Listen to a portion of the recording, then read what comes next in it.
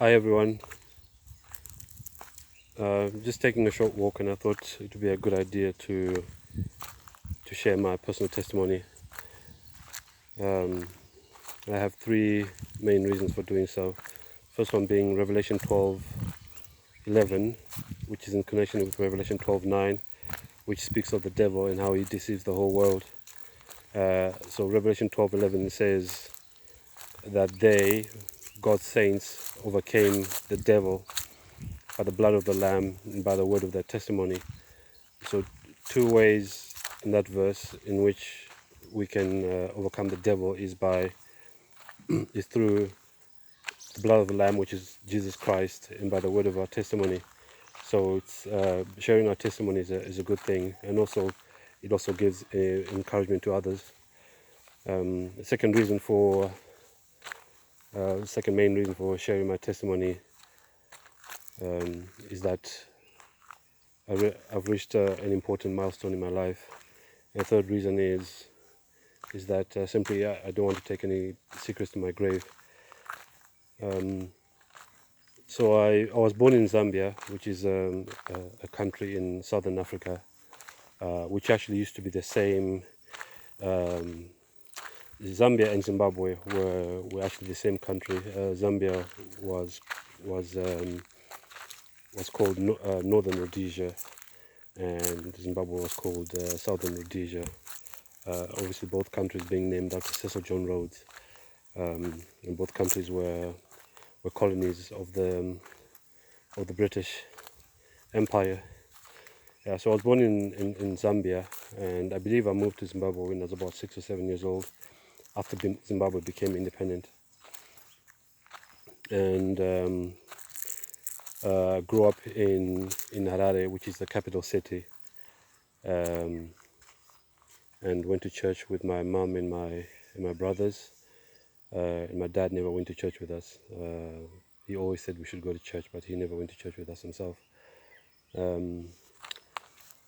As time went on, I understood that he spent that time, whilst we were at church, he spent that time with his mates, drinking beer. And some of that time he spent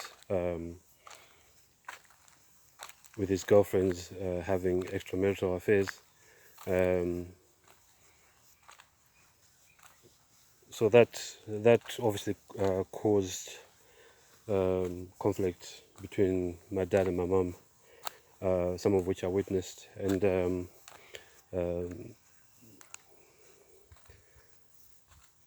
be more specific, I would say that I witnessed my dad assaulting my mum, and that caused me a lot of conflict. I also felt that it was hypocritical for my dad to say that we should go to church when he didn't go to church himself. And I also, I was about to say witness, but didn't witness, but I heard that there were certain things going on in church which kind of discouraged me as a child from going to church. I mean, things like, once again, extramarital affairs which were happening between church members and some leaders. And I also heard that some church members would go to witch doctors so that the witch doctors could help them to get positions in church. To the extent that at one point I actually refused to go to church as a child, but obviously I was compelled to go to church because that's what my parents said to me. I also remember that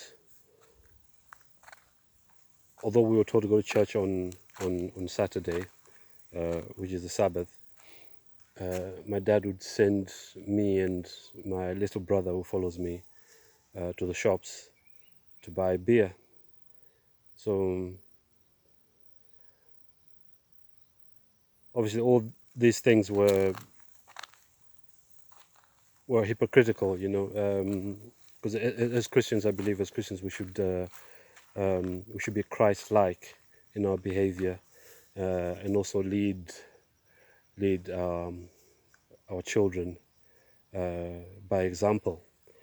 Proverbs 22 verse 6 says, "Train up a child in the way he should go, and when he gets old, he will not depart from it." So, training up a child is not just about giving commands; it's also about being a good leader.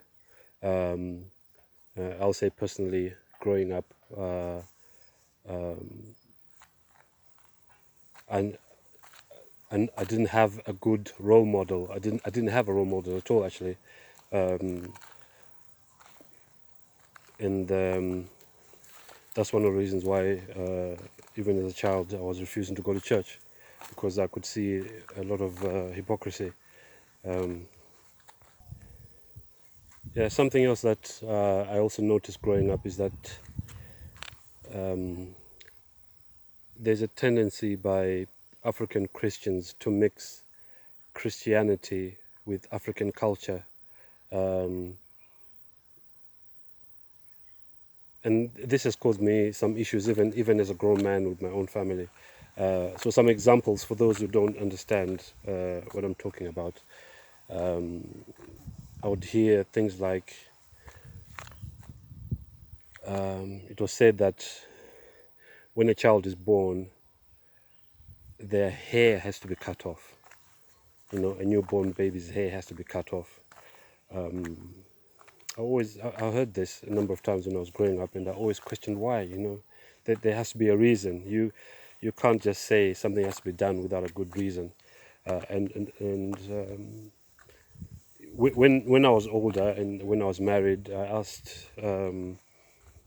spoke about this with my mother-in-law, who's also a Seventh-day Adventist Christian.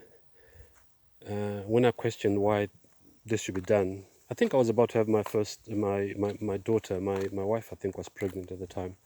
So when I questioned why this has to be done, my mother-in-law, not saying anything bad about her. She's a very good Christian. She's the only person who has actually showed me what a good mother should be like. So when I asked why a newborn baby's hair should be cut off, she said, "They say it's because the baby had that hair whilst they were in their mother's womb." So I then said, to me that wasn't a very good explanation. So I then said, well, if that's the case, why don't they just skin the baby as well? The baby's skin. Take the baby's skin off, if you understand what I mean. And one of my sisters-in-law was there, and she actually laughed when I said that. Yeah, because it's comical. I mean, there's no good reason for that.